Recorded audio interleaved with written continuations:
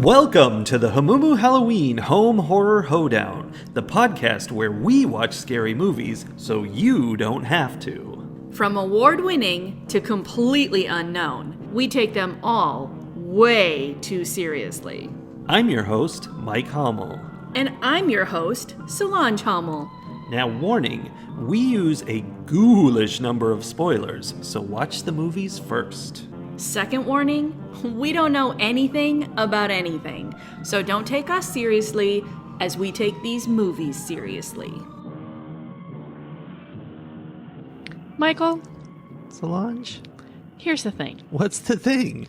Sometimes there are previews for a movie that make that movie seem like it's going to be so interesting and so worth watching. So directly up your alley? Yes.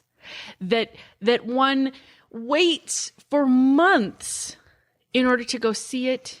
Okay, maybe a month. Week. That one waits for weeks in order to go see it in the theater. Uh-huh.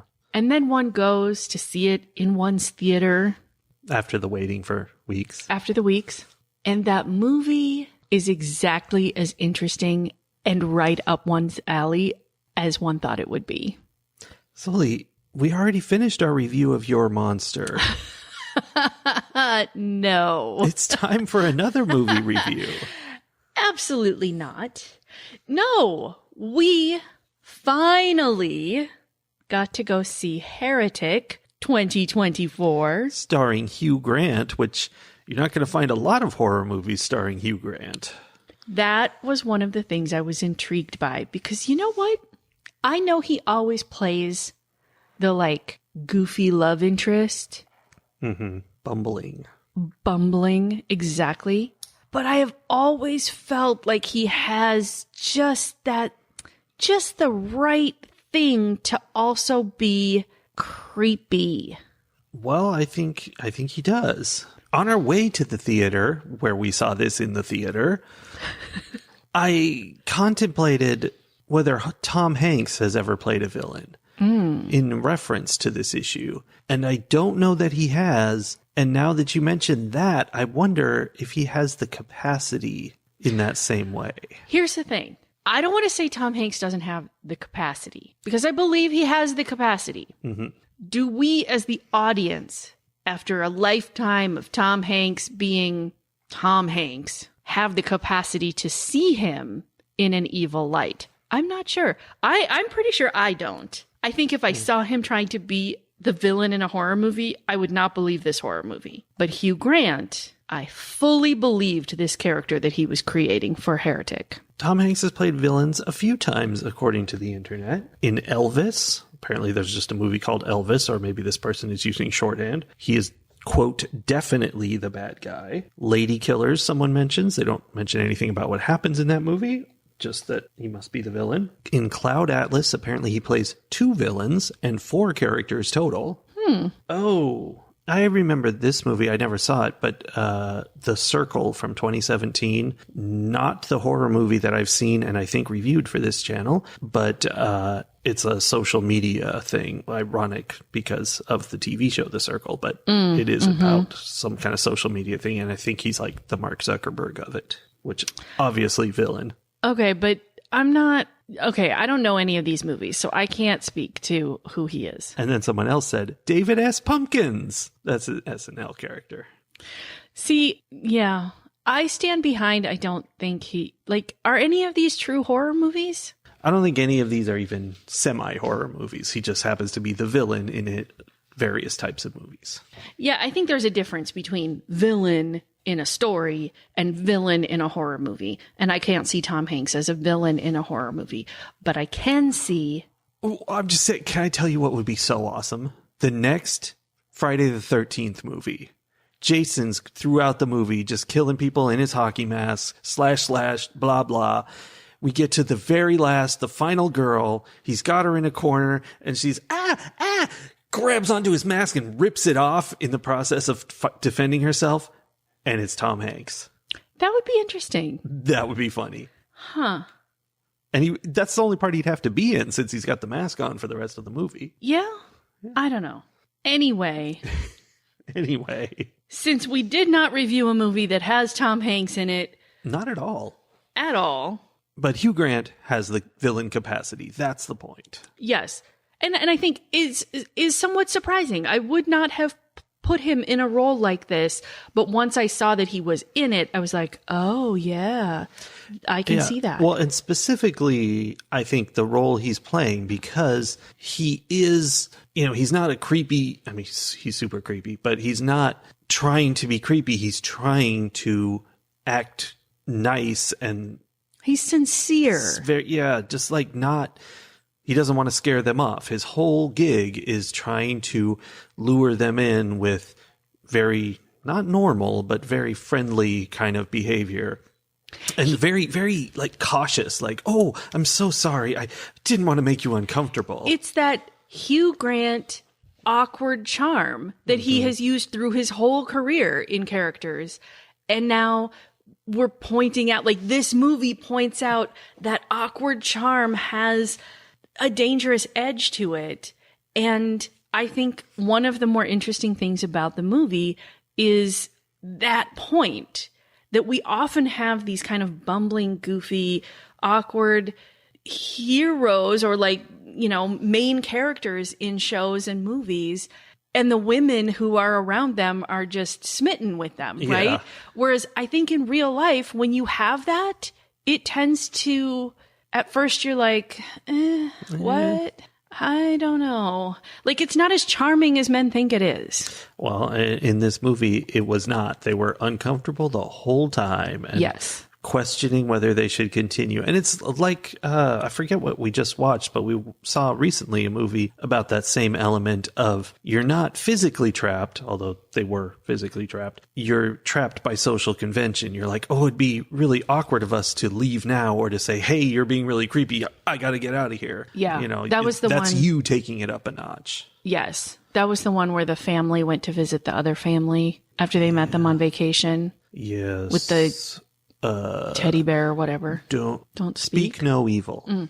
So, okay, let's fill people in if they haven't seen anything about this movie. Okay. Heretic is the story of these two women, young women, who are, I don't know if missionaries are the right term. They are part of the Church of Latter-day Saints, and they are fulfilling their, assignment of going out and knocking on people's doors. And, they've been given a list of names and addresses that they have to go contact. They call them investigators, which is confusing. Yes. But I think I finally figured out later on that term refers to people who are investigating the church and considering the church. So they're going and they're trying to make the argument as to why these individuals should join the Church of the Latter-day Saints. Yeah.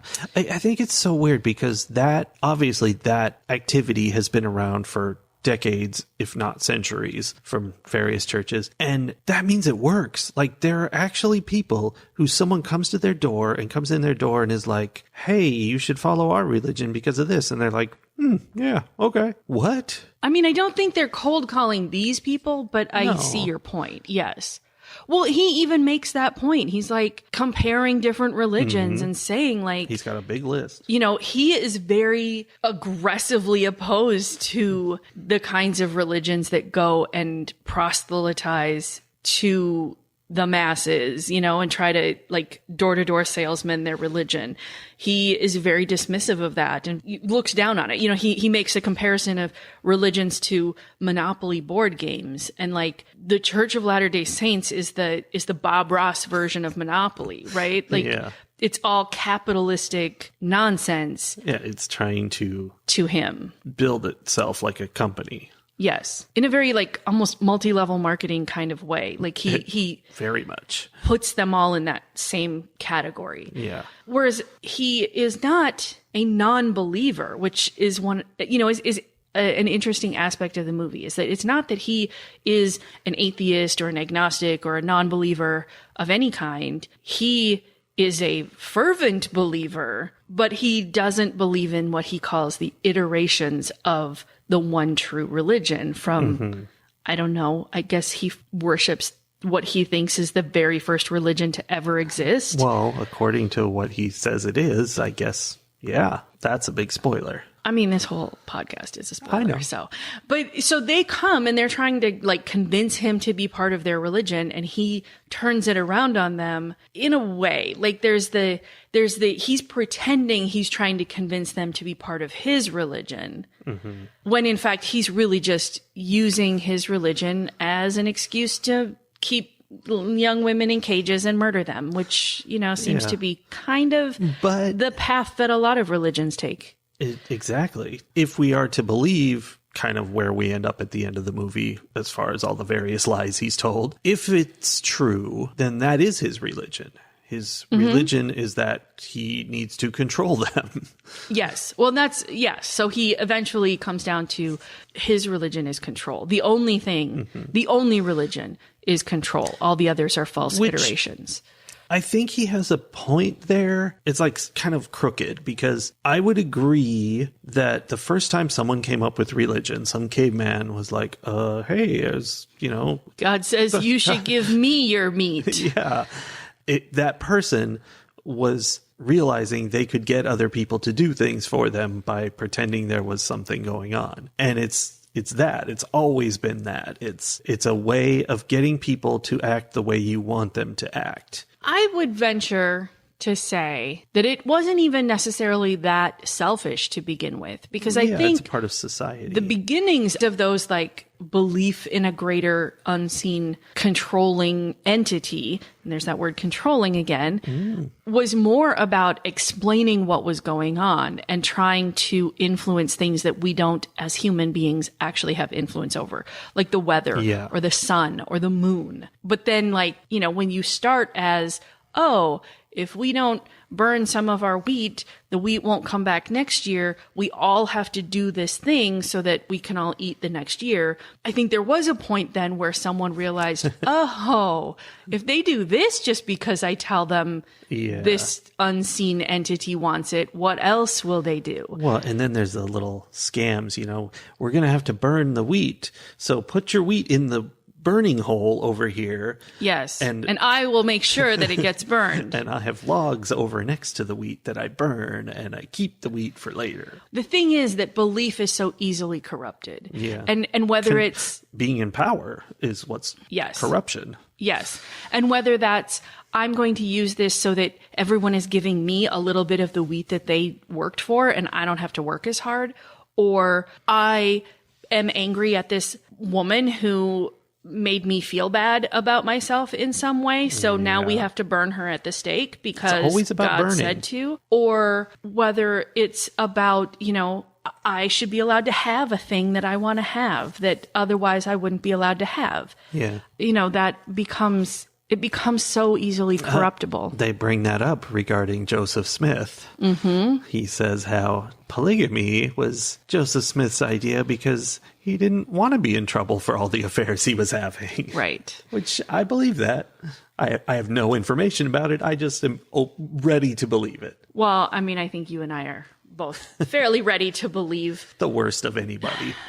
Well, I was going to say of any religion, but these days. I do think that it's interesting that this movie takes a common argument against religion, right? That it is just used to control people. The opiate of the masses, one might say, one were smarter than me and had been dead for a long time. They take this idea and turn it into exactly what it's railing against. It becomes a religion. It becomes the thing that is controlling. It becomes exactly what he has a problem with all the other religions, which is an interesting twist in on itself and kind of like snake eating its tail sort of situation. Yeah, I mean, it's the same problem with the religions in the first place, is that anyone who gets power starts to use that power to get what they want. And so it's corrupting. But there were also thoughts we got from this movie due to the fact that we're watching it less than a week after the 2024 election. I guess in the sense that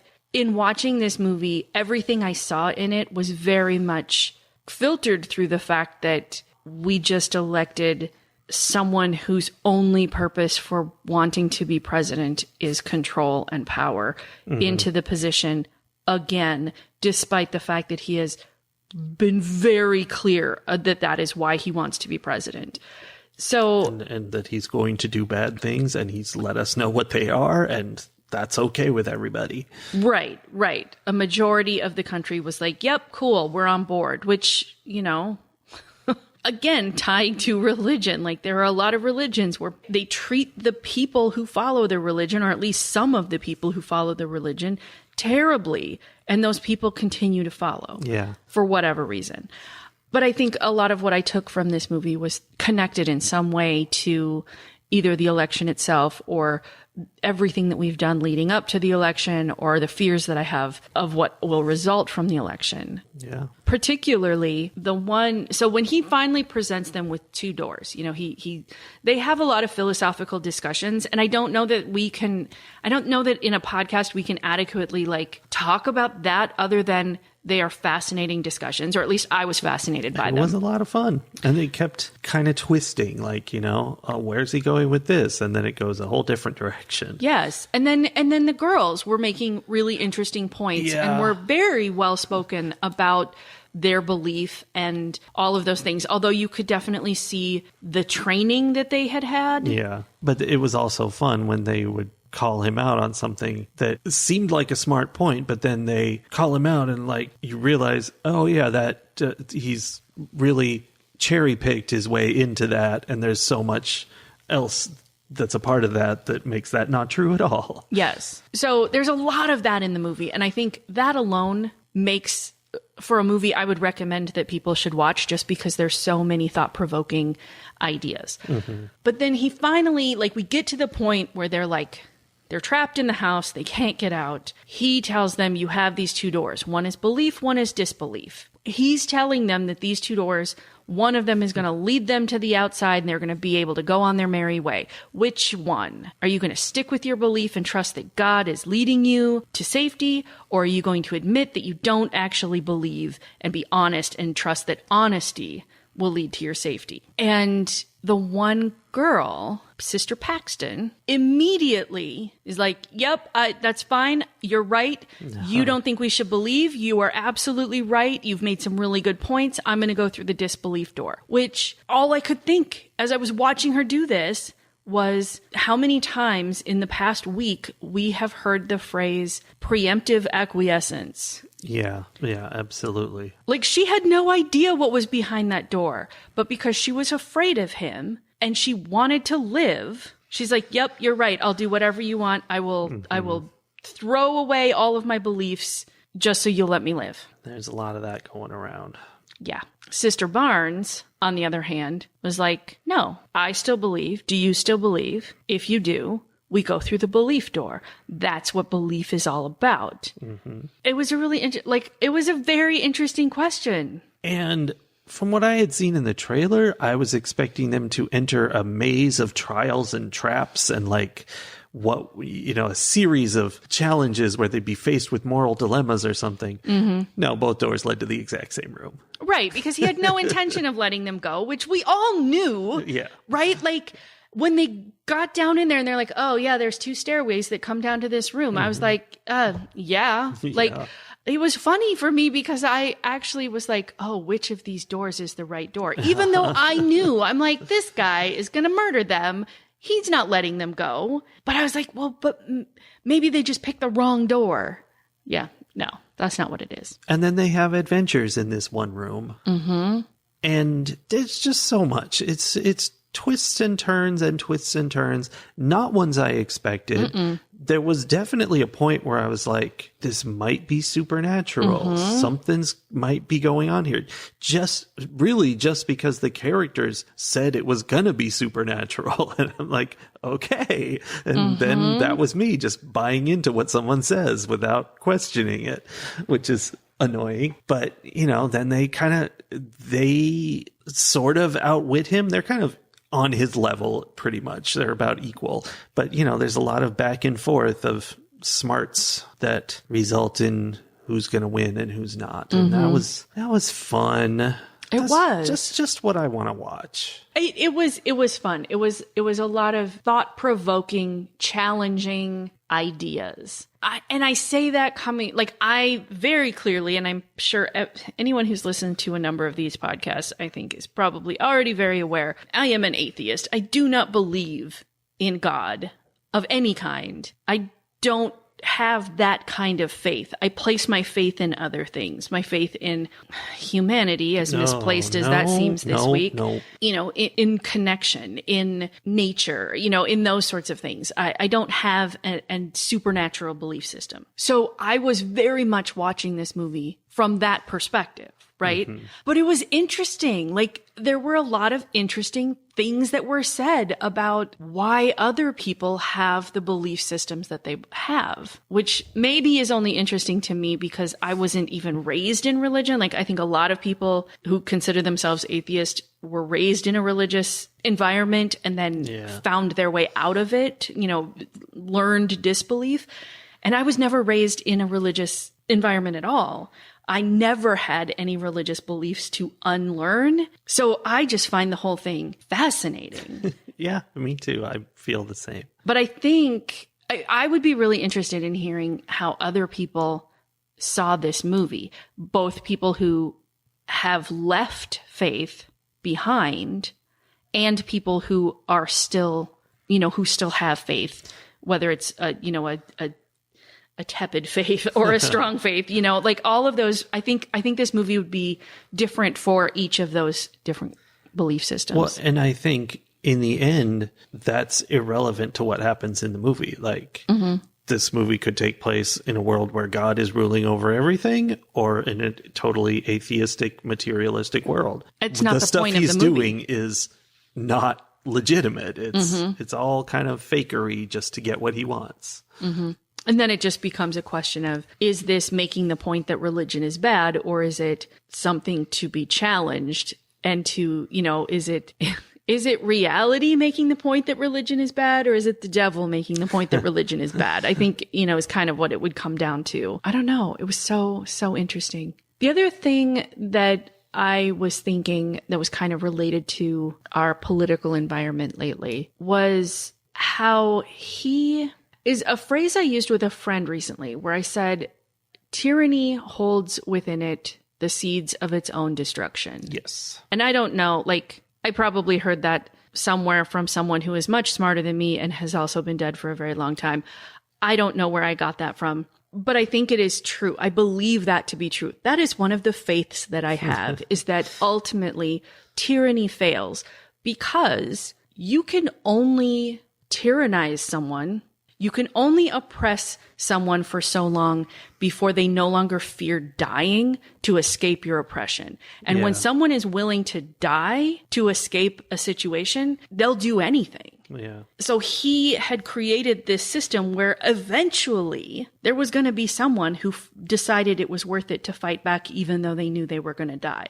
And that's what happened here. You know, with a number of characters, we're willing to be like, okay, well, maybe I'm not going to benefit from my resistance to what you are doing, but someone else in the future will, if I can stop you, even if it means that I die in the process. And they get a little bit of assistance very little bit of assistance from one of the current victims who's been locked up in the basement forever. And it's subtle, and it kind of, I don't know, that made me think of our current situation and how, you know, people try to get the word out and go underground and that kind of thing. And it's bad.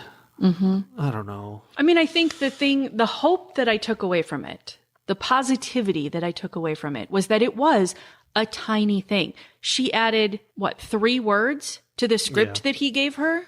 And that was enough for Sister Paxton to have enough question of what he was saying. Like, he's spinning this whole yarn about the matrixy kind of situation, and we're all in a simulation and blah, blah, blah, because this woman who he had almost killed through his, you know, lengthy torture added the words, "It's not real," to the end of the script he gave her. And that was enough for Paxton to be like, wait a minute, it feels like you're having to make this up on the spot. I don't believe you. And like, everything that he had built up unraveled as soon as someone recognized that the emperor had no clothes. That's what we need to do. And yet, I don't know. I guess the real message that I took from Heretic, I enjoyed the religious discussion of it. Yeah. But the real message that I took is that eventually tyranny falls, and it falls because individual people commit small acts of rebellion, and eventually one of them breaks through. Yeah. So. Yeah, it did feel very relevant. Something we haven't mentioned yet is that Topher Grace is in this movie as well. And I didn't know that at all until the end credits of the movie. He's got like 3 scenes. Turns out he's the elder back at the church who has sent these 2 women out and is waiting for them to return. And to his credit, they don't return, and he goes looking for them in the middle of a blizzard. Yeah. However, I think it was really very much saying something that this elder from the church, he knew that they had gone to like one of 5 different places, right? Like there were a limited number of places that he could go. He went to these places. He asked, have you seen these women? And when they said no, he was like, okay. And the really telling thing, which I think was very pointed of the movie and of the people who created this movie, was that when he shows up at Mr. Reed's house, he asks Mr. Reed if he has seen these women. He says no. He fully believes him because why wouldn't you believe a middle-aged white man?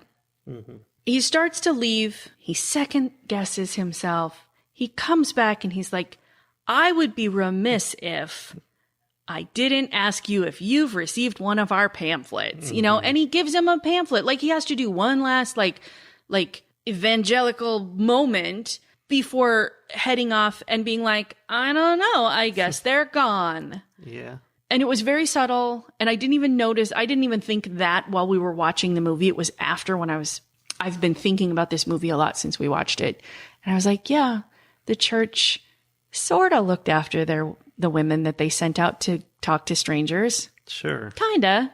But really we're more interested in getting their message out. Well, this movie is about 2 young women going into a man's house. Like, that's definitely an element of this, is also an element of where we currently stand in the world.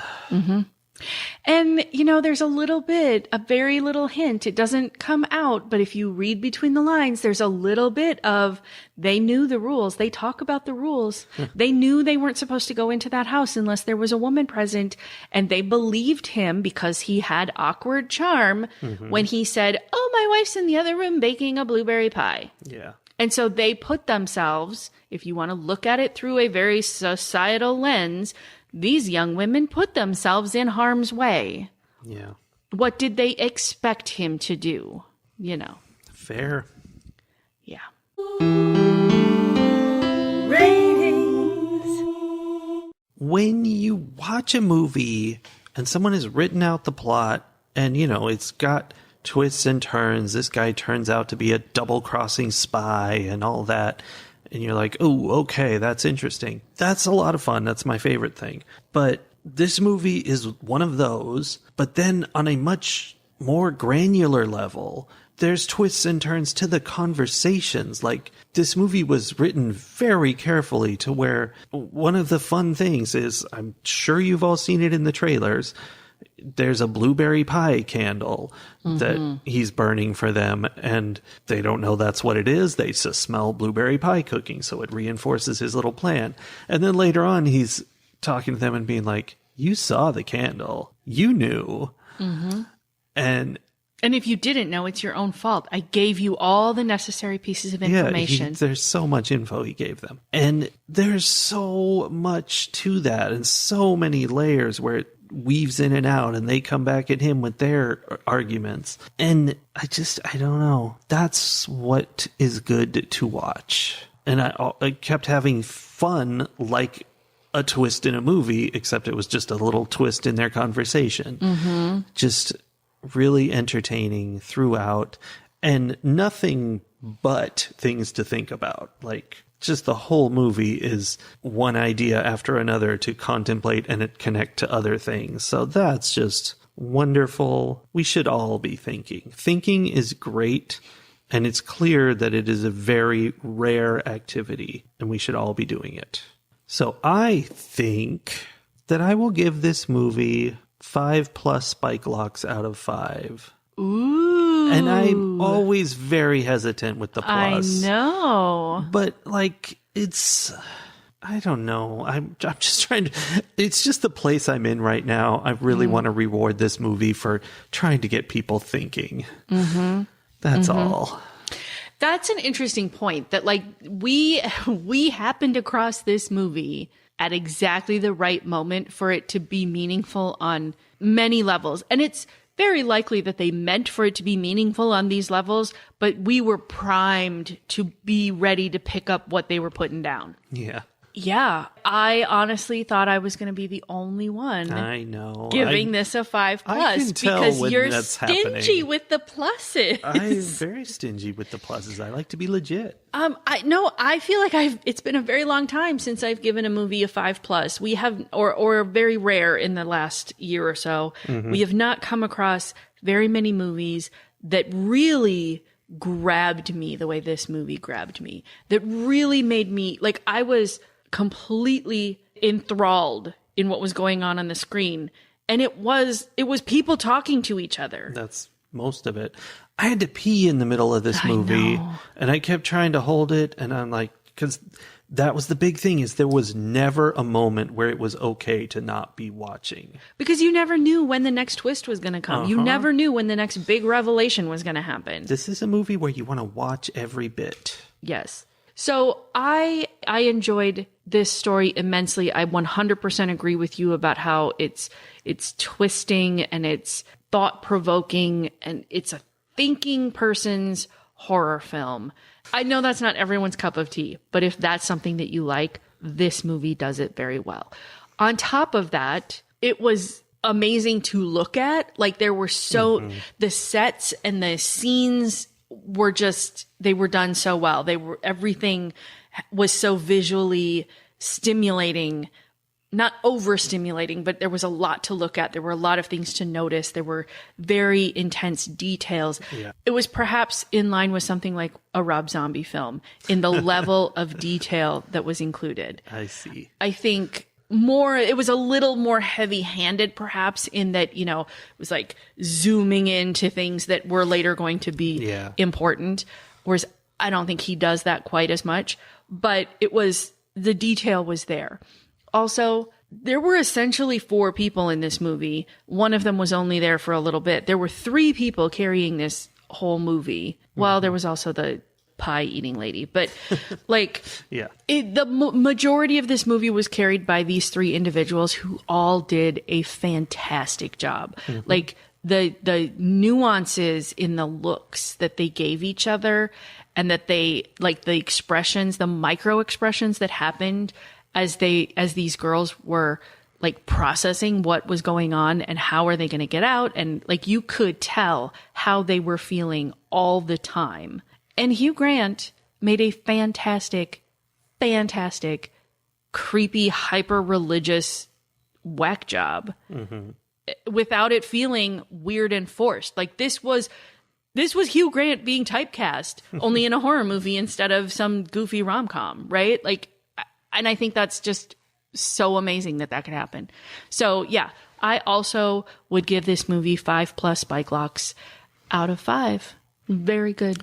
I neglected to say earlier that the walls and ceilings have metal in them. And are you okay with that? Sure.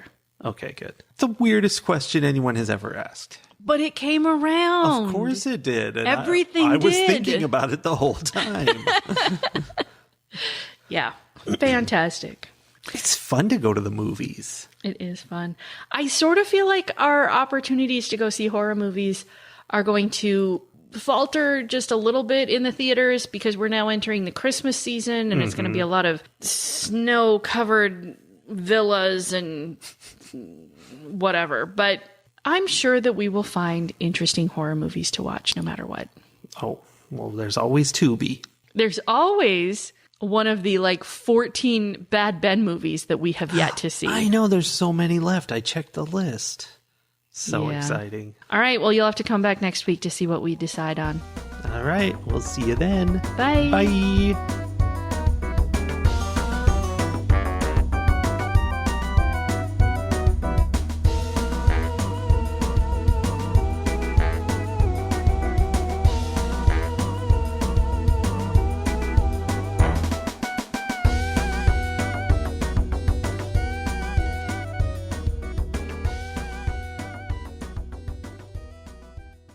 Literally, it is a crime against humanity. They are I hear you. hurting humanity. Yes. You know? Yes. I Humans. understand. I understand It's the just gonna premise. cut all that out.